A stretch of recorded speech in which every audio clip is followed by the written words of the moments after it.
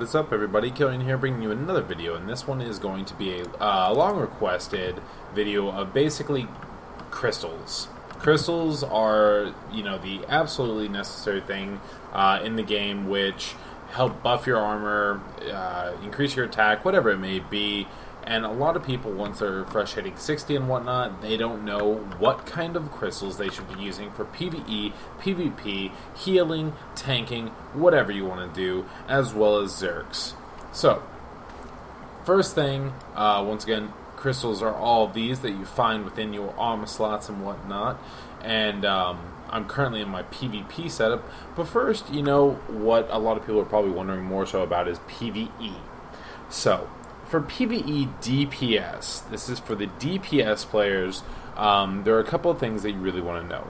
Crit multipliers in TERA are huge. They are absolutely huge.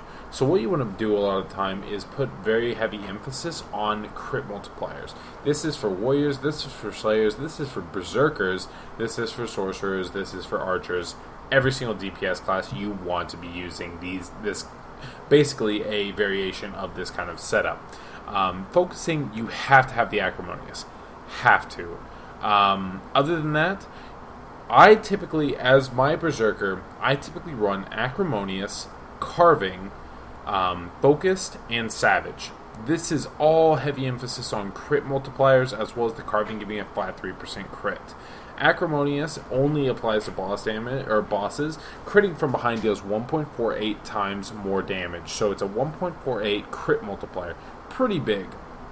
Carving crux, flat 3%. It's not 3 crit rate, it's a flat 3% crit increase. So that's actually around like 25 to 30 crit rating. That's huge. It's for one crystal, that's amazing. A focus crux applies 1.7 times more damage on crits. And another thing to note about this is you do not need to be behind the target, behind the boss target, for this crit to work, for the crit multiplier to work. A lot of these are kind of hindered because you have to be behind the boss, which if you're DPSing, you probably should be to begin with. Next up is the Savage Crux, which gives a 1.2 times damage, crit damage multiplier when attacking from behind. And this works for normal mobs, this works for players, this works for bosses as well. And lastly, I personally don't like to use it as a berserker, but if you're a fast attacking or low crit chance class, you can swap out a Carving Crux for the Forceful. When you crit behind a target, you gain 21 power for 10 seconds. 21 power, people are like, oh, is that a lot? That is a fuck ton. That is a massive, massive amount of power. And so with a 10-second application time, then if you're a warrior, you are pretty much going to be guaranteed to having this constant 21 power increase, which is massive.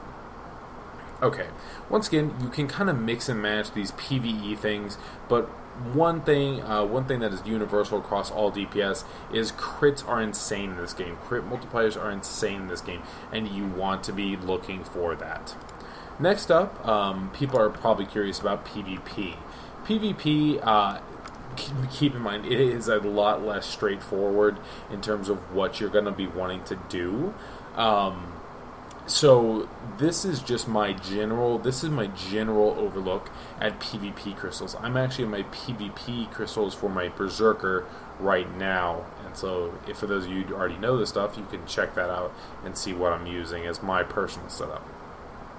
Alright, so on to the PvP DPS. Like I said, there is a lot of variation, so pick and choose how you want to play with this. First up is a Swift Crux, 15 flat movement speed, which is only in combat, which is good. Simple as that. Movement speed is good. You can kite better, you can chase better, you can do everything better with the Swift Crux. It's not necessary by any means, but a lot of people like to run with it, especially healers. Like healers, you would run a Swift Crux and 3 Brilliance. Pretty much standard. Alright, next up is the Salivating Crux. Every single time you attack a player, you gain 81 mana. This is pretty much necessary for any DPS class, because without mana, you're going to be forced to auto-attacking. Auto-attacking is it's not dealing damage, it's not applying pressure, and in PvP, you need to be applying that pressure, you need to be controlling, and you need mana to do that. So salivating is pretty much universally used on every single DPS class. Carving Crux, once again, 3 flat % crit chance, just solid.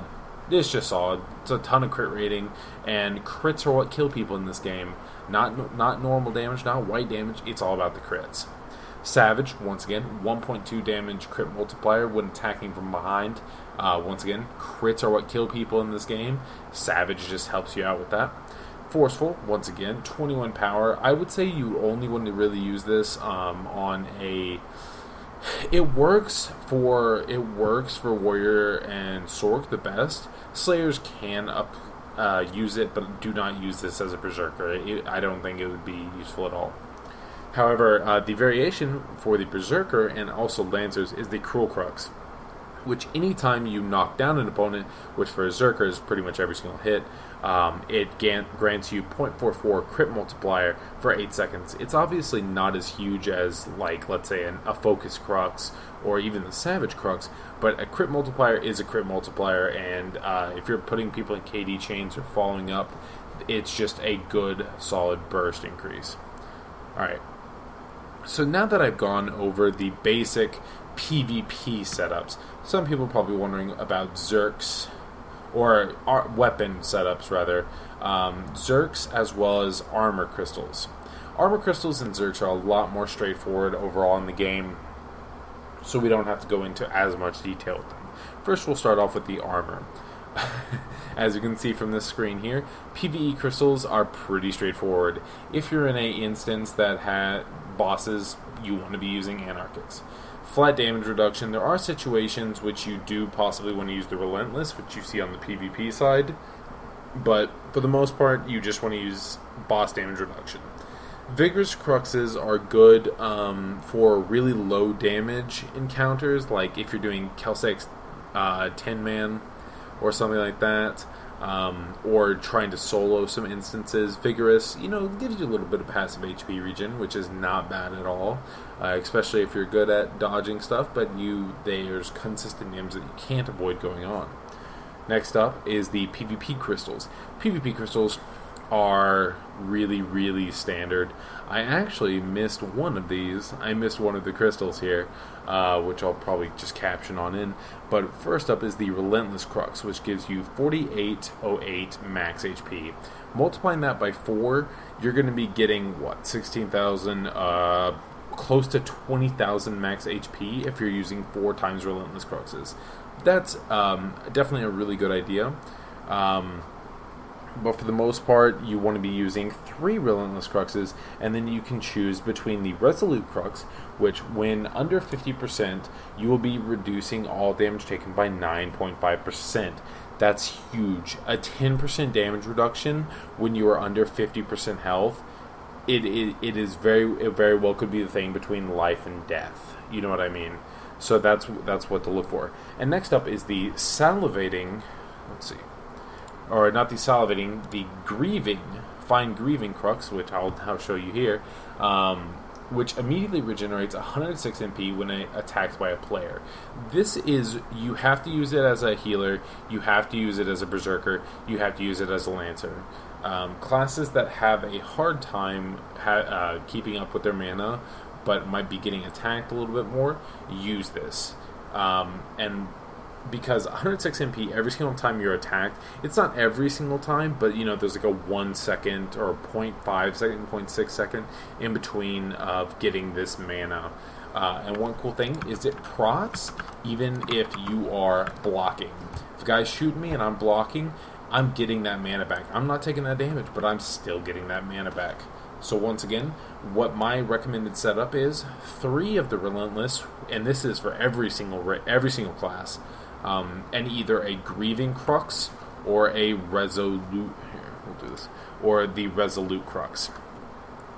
And lastly, let's move on to the Zerks. Zerks are the in-game jewelry and whatnot within the game, or in-game crystals, which are jewelry slots in the game. So if you have your Zenith jewelry, or you have some improved Noctinium bands, or whatever you may be, you want to get these Zerks. For PvE Zerks, for the most part, you're going to be running powerful Zerks if you're DPS. If you're a Sorcerer, if you're a Slayer, if you're even a Lancer, you pretty much want to be going with powerful Zerks. Power increase is just really good. It's a universal, solid increase. And for example, if you're a Lancer, you don't need to be using that threatening Zerk. Just use a power 1. More damage equals more threat. Next up is the Carving Zerk, which grants 2 crit rate. DPS can use this in PvP. However, it's not very recommended. The times that I recommend using a Carving Zerk is if you're a Berserker and you're going a heavy crit build, meaning like double Zenith shield bands and full crit rolls, full crit everything, then running heavy crit chance is good, because crits are what damage in this game. However, if you're looking for big hits, you can always still roll with the powerful Zerks. Next up, staple for PvE healing, Succouring Zerks, which are 2% healing. 4 of those, that's 8% of increased max healing, which is just, it's good. It's just really good. Next up is Swift Zerks. Swift Zerks are very, very situational, and for any DPS, I don't really recommend it. Lancers and healers, I would say, can maybe use Swift Zerks. Like if you're fresh hitting 60, you can maybe use a Swift Zerk, but I don't really recommend it. It is easily the worst Zerk around. That's partially viable. There are other Zerks which are just horrendous, but for the most part, you want to avoid the Swift Zerks. Lastly, Threatening Zerks. If you're a fresh 60 Lancer and you're starting to tank and you're having a hard time getting aggro against those heavy, the geared players, and you're just getting into the 5-mans, just getting into Wonderhome normals, roll with the Threatening Zerks. It'll help you out. It probably does cause a little bit more aggro than the actual powerful. Alright, next up is the PvP Zerks. PvP Zerks are pretty straightforward. There's PvP damage increase and PvP damage reduction increase. If you're a DPS, if you're kind of like a slippery DPS such as a Warrior, or if you're a tanky DPS such as a Lancer, roll 4 times Griefing Zerks. If you're trying to go for one-shots as a Berserker, 4 times Griefing Zerks. However, if you're a healer, 4 times Indomitables. You need to be the one surviving on your team. Or let's say you're getting focused as an archer, roll with 4 times Indomitables. These kinds of things, you want to have 4 Griefing and 4 Indomitable on you at all times.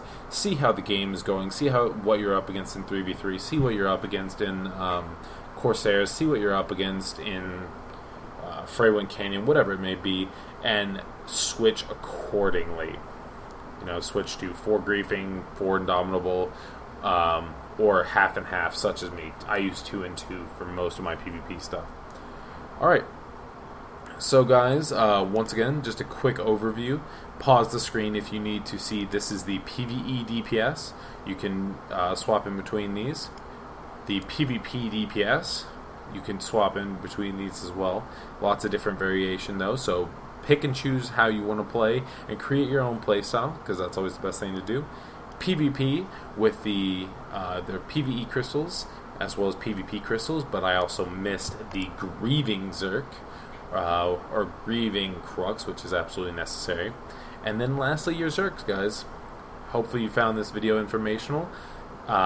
Feel free to comment down below and tell me what you want to see of a video next time. This was a highly requested video.